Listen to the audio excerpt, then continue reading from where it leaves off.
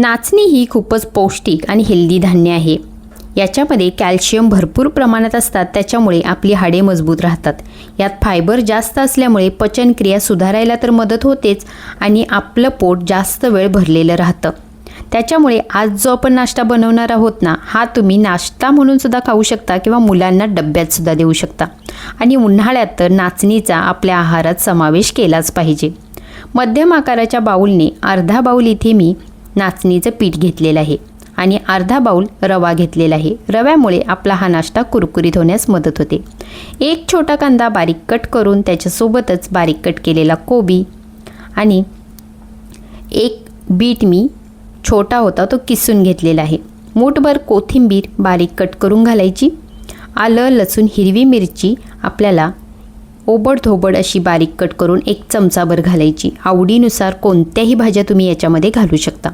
एक छोटा चमचा हळद, एक छोटा चमचा जिरं, पोहे खायच्या चमच्याने 1.5 चमचा पांढरे तीळ आणि त्यात चवीनुसार मीठ घालायचं।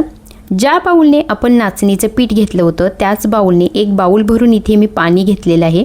हे पाणी आपण थोडं थोडं करून याच्यामध्ये घालायचं। याचं ना जास्त पातळ ना जास्त घट्ट असं सरसरीत बॅटर बनवून घ्यायचं।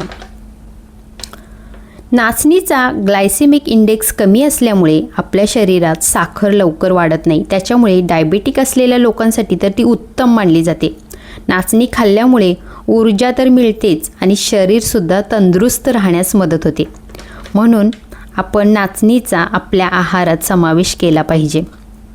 इथे बघा थोडं थोडं असं करून मी जी एक बाउल भरून पाणी घेतलं होतं त्यातलं पाव बाउल आपलं पाणी शिल्लक राहिलेलं आहे, म्हणजे पावणा बाउल पाणी मी या बॅटरसाठी वापरलेलं आहे। सरसरीत असं हे बॅटर बनवून घेतलेलं आहे।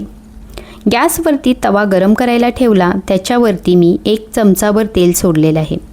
हे तेल तव्याच्या बरोबर मधोमध आपल्याला पसरवून घ्यायचं आणि जे बॅटर आपण बनवून घेतलं होतं ते पळीमध्ये घेऊन याच्यामध्ये सोडायचं। व्हिडिओमध्ये दाखवल्याप्रमाणे हे बॅटर तव्यामध्ये असं पसरवून घ्यायचं। ना जास्त पातळ ना जास्त जाड असं आपल्याला हे व्यवस्थित सगळीकडे पसरवून घ्यायचं। याच्यावरती झाकण ठेवून आपल्याला कवर करून घ्यायचं। 1 मिनिटानंतर याची खालची साईड भाजल्यानंतर आपण याला पलटी करून घ्यायचं। दुसऱ्या साईडला सुद्धा भाजण्यासाठी आपण याच्यावरती चमचाभर तेलाचा वापर करणार आहोत, कारण आपण याच्यामध्ये भाज्यासुद्धा कच्च्या वापरलेल्या आहेत आणि जे पीठ घेतलं होतं ते सुद्धा कच्चं आहे। त्याच्यामुळे हे थालीपीठ आतपर्यंत व्यवस्थित भाजलं गेलं पाहिजे, म्हणून साईडने चमचाभर आपल्याला तेल सोडायचं आणि छान याला उलाटण्याने दाबत दाबत हा नाश्ता छान असा भाजून घ्यायचा। व्हिडिओमध्ये तुम्ही बघू शकताय उलाटण्याने दाबून दाबून मी याला छान असं भाजून घेतलेलं आहे। आपलं हे एक पहिलं थालीपीठ तयार झालेलं आहे। अशाच प्रकारे राहिलेल्या बॅटरचे थालीपीठसुद्धा मी इथे बनवून घेणार आहे। बरोबर तव्याच्या मधोमध आपल्याला पुन्हा 1 चमचाभर तेल घालायचं, पळीवर बॅटर पसरवून कवर करून हे थालीपीठ बनवून घ्यायचं। अशाच प्रकारे सगळे थालीपीठ मी इथे बनवून घेतलेले आहेत। हे थालीपीठ दह्यासोबत खायला खूप टेस्टी लागतं।